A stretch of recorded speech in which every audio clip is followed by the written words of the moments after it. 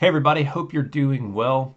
And I'm excited about this week because this is one of my favorite writers, but also one of the most important writers in English literature. Now, I know you've heard me say that throughout this semester, and that's kind of the nature of of the literature survey. Is our job in this class is to introduce you to these various time periods and various styles of English literature, and that's going to happen with some of the major authors during that time. There are times when we can look at some different passages, but there are times when we really need to focus on those authors that give us what we can see is a really good snapshot of what's going on in the world during that time. So this one is a great occasion, and as I'm going to talk about in just a minute, because Milton is right at the center of so much of what is going on in the English culture world, in the English literature world, all the things at that time. He was a prolific writer, and like we've seen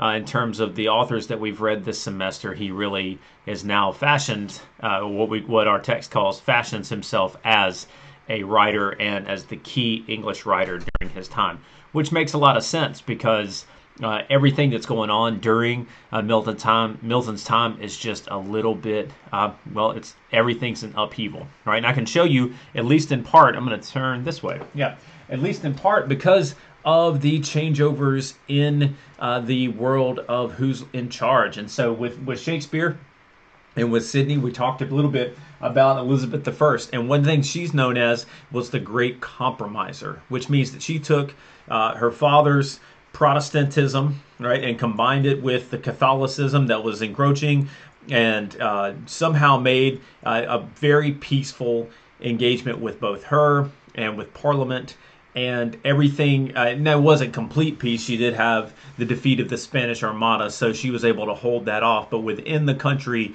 she towed a very difficult line of trying to keep the majority of people happy.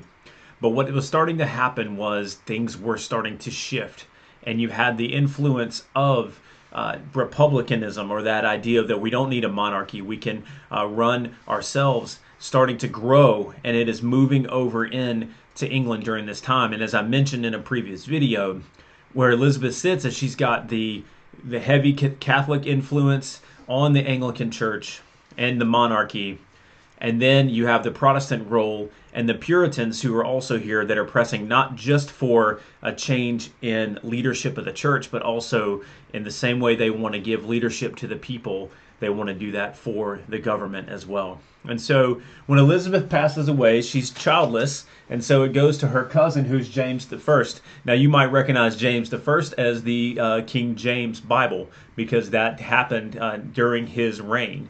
And he was able to keep things going in a lot of ways that Elizabeth was able to do. But things started to go a little sideways when his son Charles takes the throne. And what happens with Charles is and this is a very broad brush, but essentially Charles was very much attached to the idea that a king can do whatever he wants. And in the midst of a culture that is really starting to see the rise of literacy, seeing the rise of people with and desiring more authority in the way that they make their decisions, desiring more autonomy to have choice in the matter, you're seeing the rise of Parliament beginning to take more and more authority, so much so that they stage a civil war. And Charles is captured, and you have in the interregnum period, or in between kings period, you have what's set up as the protectorate, which is government by the people. The Parliament takes over, and they lead the country until finally you have the Restoration period. And that really clicks in the next level of how we break down English literature, which is it's called the Restoration, because from that point forward, we still have the English monarchy, though it's a lot. The Parliament has such an influential role in society. So that's a very brief overview of the political changes that are going on in England during this time. Your text talks about it. You can also look up this information on Wikipedia. I think you would really enjoy, because it is absolutely fascinating, because you have Milton who's born within a few years of James taking the throne, and he is active and involved throughout this entire process. Now, Milton is a committed Protestant, and in general was supportive of the democratic style of government, but he ends up in not end up he did not end up being punished for it by the end of his life, as so many around him were. And so as we look at the rest of his work, I'm going to turn around this way so that we can see what we have in so many different ways of Milton's work, where he addresses a ton of these issues, right? So the political issue. Here is, I just went over all of the changes that are going on in the English world during this time, and that's naturally going to bleed into his work. Now we're reading Paradise Lost, which is, and we're only reading the first book of Paradise Lost, which is an introduction, really, but a fascinating introduction into the character that he creates for Satan, where Satan is evil as he is, and as we might look at that and go, wow, this is not a good guy. It's actually incredible because he's a fascinating character, and one that might appeal to us in a lot of his abilities to turn a phrase and his ability to use rhetoric. We're starting to see really this idea of the anti-hero here, right? Or possibly the anti-hero. If you watch the show, and it's been a few years now, but Breaking Bad, right? We've seen that in our culture, where the villain, or the person who ends up being the villain, is the most fascinating character. Now, I don't know that Milton intended that, but there are certainly some that have argued that Milton at least is sympathetic to Satan because Satan is rebelling against the authoritativeness of the Almighty God. And what he's developing there in hell, in Pandemonium, is, in a sense, this rebellion uprising. And so while no one would say that Milton is actively working against God or worshiping Satan, what they might say is that there's some subversive praise of this Satan character because he represents some revolutionary mindsets.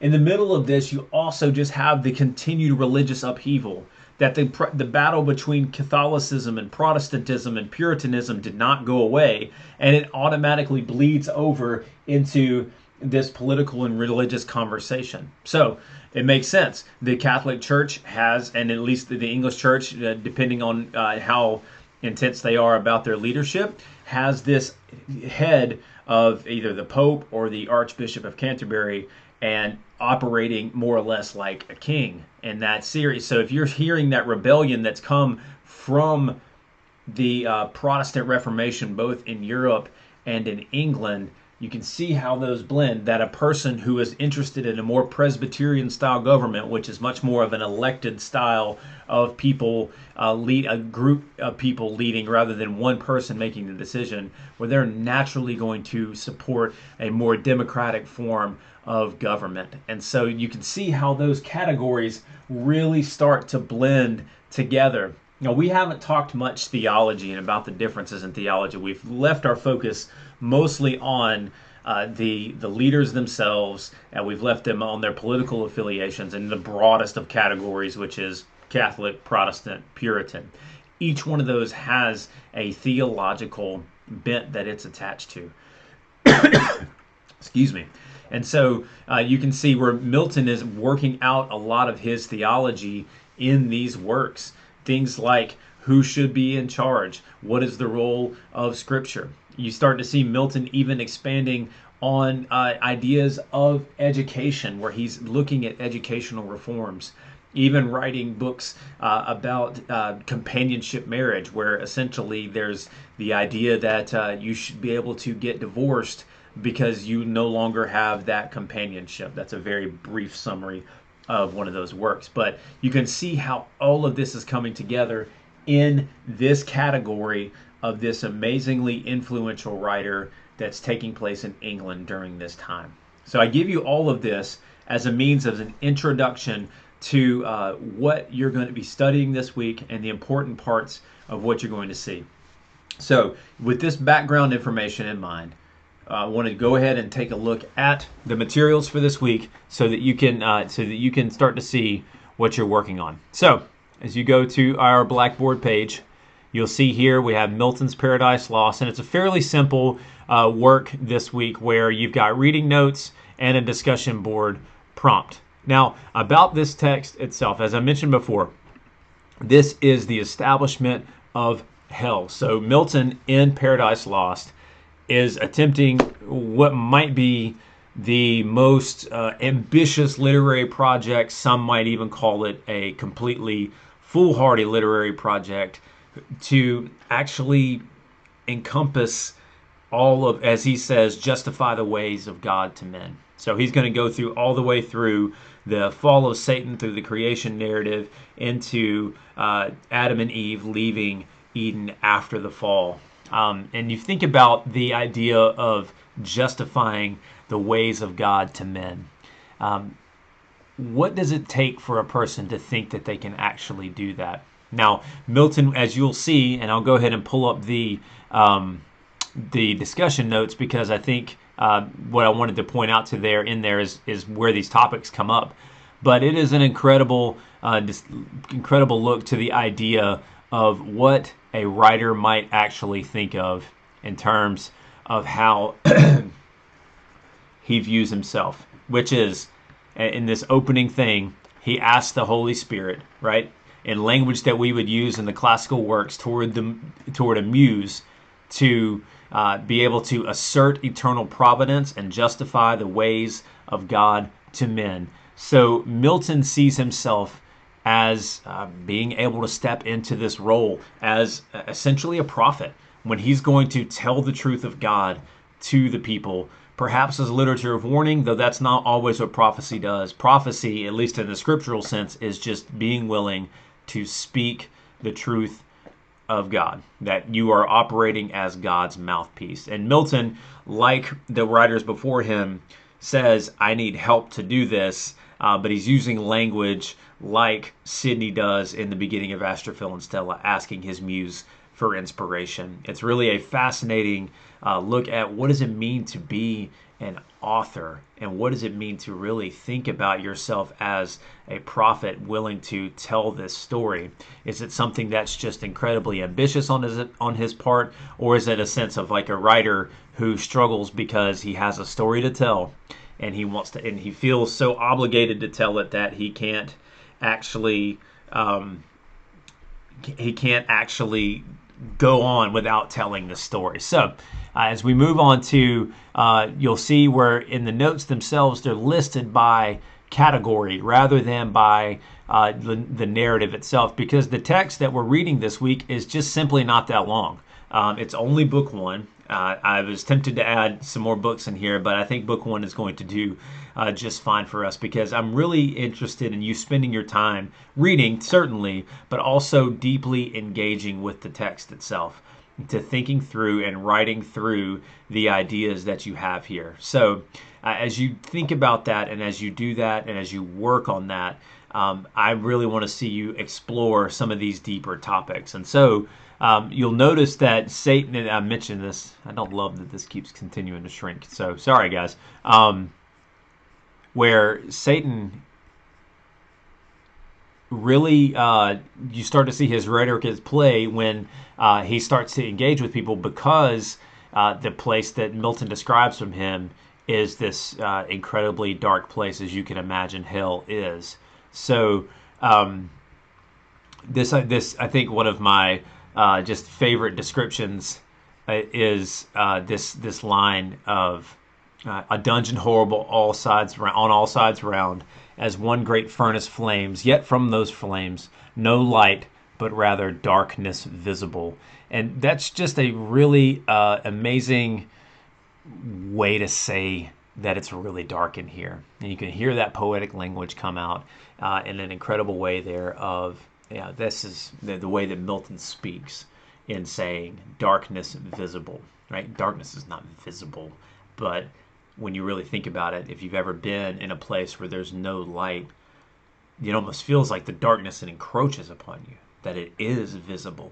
And so what does it mean that you're so devoid of light that you're actually sensing darkness visible? So that's just a really good way that you can explore the poetry of this work and seeing how he's describing this, where they are located right now. There we go. Sorry about that. And then we see Milton go on to describe the demons themselves as fallen and as loss of light. And then in the midst of this, Satan trying to not just say, hey, it's going to be okay here, but he's trying to convince the other demons that it's actually better for them to be there. He says it's better to reign in hell than serve in heaven, which is opposite to one of the Psalms, and I can't remember it off the top of my head, that said it is better to be a doorkeeper in the house of God, right? So this idea of Satan's pride getting to this point where he says it is better to serve where I have authority than it is to actually serve God, to submit to him. So I think these are all just themes that you can focus on. Milton's idea of himself as a writer. We've got the description of hell and demons, and then Satan's rhetoric, all leading to one of the discussion questions that you're going to be able to choose from, which is here in Paradise Lost. You've got this section. Now, as always, these discussion questions are designed as prompts for you. I don't have the idea that you have to come in and write exactly what this is looking for. This is more to try to get you to engage with the topic and think through how you can use it well. So here you've got 5 different choices here.